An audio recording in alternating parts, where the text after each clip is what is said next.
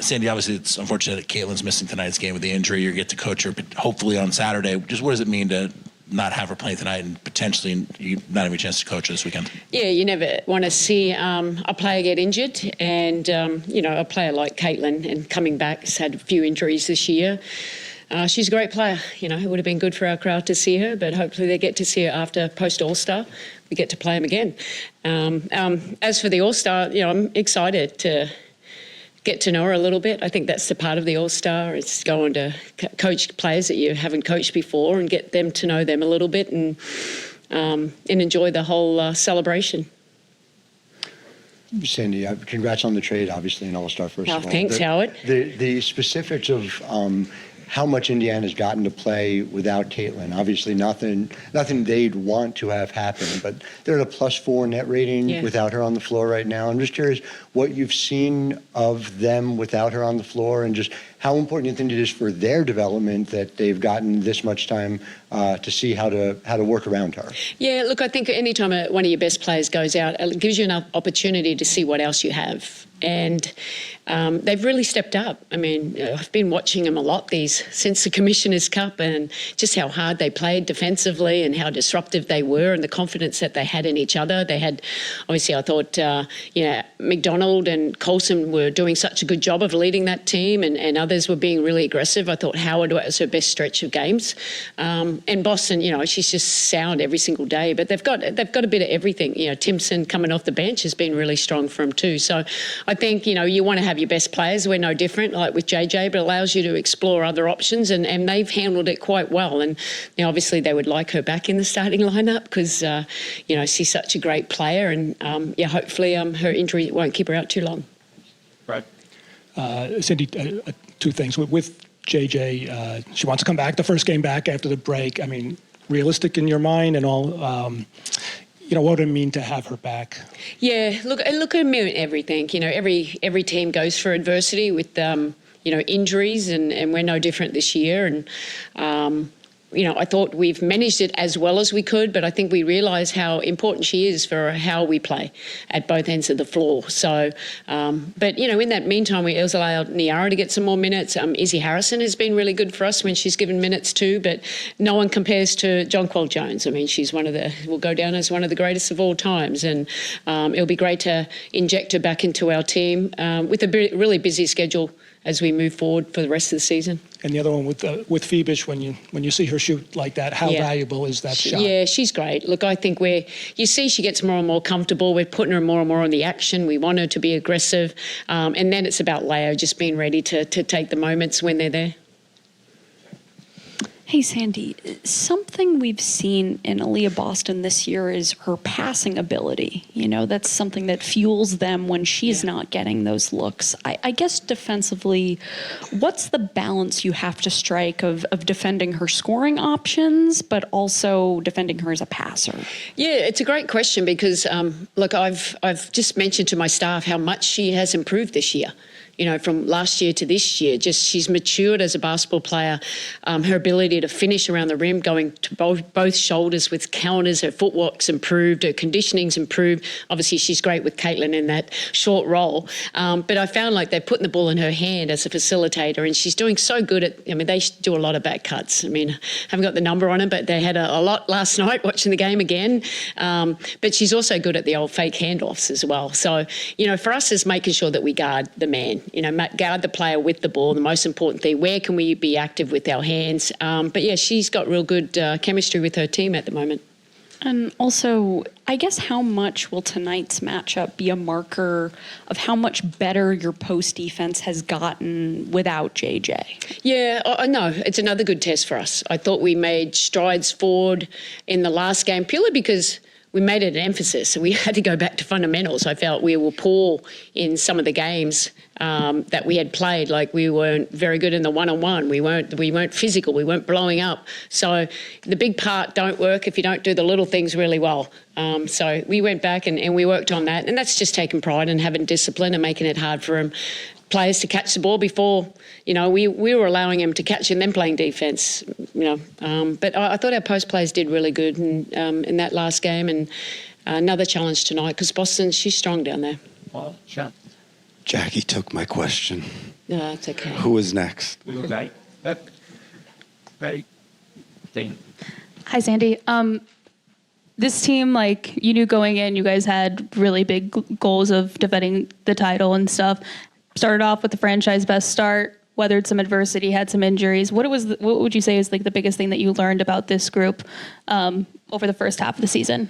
A lot. There's no pointing the fingers. It's taking ownership and what we need to be better. Our culture is strong, and that's what you need. When you face adversity, you're going to show a lot about your team and how you respond to the highs and lows of a normal season. I think we've been very professional in the way that we approach day in, day out. We know there's areas to work on. We're going to show the video. They're very coachable. They want to get better. They want to continue to grow individually and collectively. So, while we've been up and down and we faced adversity, we're still in a decent spot. It could have been much worse than what it is.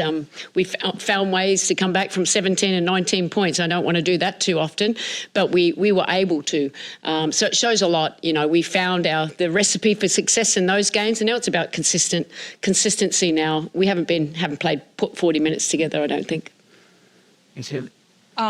You talked about every team is going to go through their own adversity, but heading into the All-Star break seems like it's the annual injuries are piling up all over the place. Do you get a sense that there are more this year? And as a coach in this league, looking forward, are there things you want to see done to maybe alleviate that? Yeah, there has been a lot this year for ankles and varying degrees of injuries. That's, muscle injuries that have kept him out. And maybe that's a load thing. When it gets, to muscle, it's more about, probably too many games, too much on top of each other. I think that's how it is. And sometimes injuries are just bad luck too. You saw Ryan Howard's the other day. That was just really bad luck. I mean, unfortunate, but what's the solution? Obviously probably having a longer season, having less games on top of each other. I think that's the only solution. And, because these players are conditioned, but sometimes that's part of the game. And, so hopefully maybe in the future we'll have a longer season, a little less games in the week. Sandy, just kind of getting to the midway point with Stewie having a different type of shot profile and selection with not as many threes, more around the basket. Just how do you think she's sort of evolved with that different offensive approach, and just how have you seen her sort of navigate that, especially around the basket? Yeah, look, I think, all players, Stewie, I think she was coming back from that injury early, wasn't having a lot of success with the three, but she's still a capable three-point shooter. But her ability to finish around the rim went up. It was probably one of her best for quite some time. But she's so versatile. We just wanted to go out there and take, high percentage shots. She's a hard person to guard. And when she's being aggressive to the rim, I think she's one of the best finishers. Her three's starting to feel and look better to her. So, when she's open, we want that. But we mostly... It's great when we've got a player of her ability getting to the rim because it creates so much, not for herself, but for others as well. Hi, Sandy. Hey, Lisa. Kind of going off of Maddie's question, just going through all this adversity, it hasn't really been something you've had to deal with during your time here. As a coaching staff, how has that challenged you? As a group, do you feel like it's maybe gotten something, better out of the group, just having to go through that? And how can it help you, I guess, long term? Look, any adversity makes you grow. If you don't go through it, you just stand still. So, I welcome it. It's a good opportunity for us to be challenged as coaches, but to challenge the players as well, because now their roles have expanded. You're getting them to see in a lot of different rotations. Like we've had some rotations that, I didn't think I'd be using that this year. But in the end, it's good because they're basketball players. And we talk about, basketball's evolved so much. I mean, everyone can handle the ball and pass it, and it's a little bit more positionless, but it's more about how they all work together. So I think our processes, we've had to, tweak a little bit, but stay consistent with what we want to do. I think it hasn't changed a lot.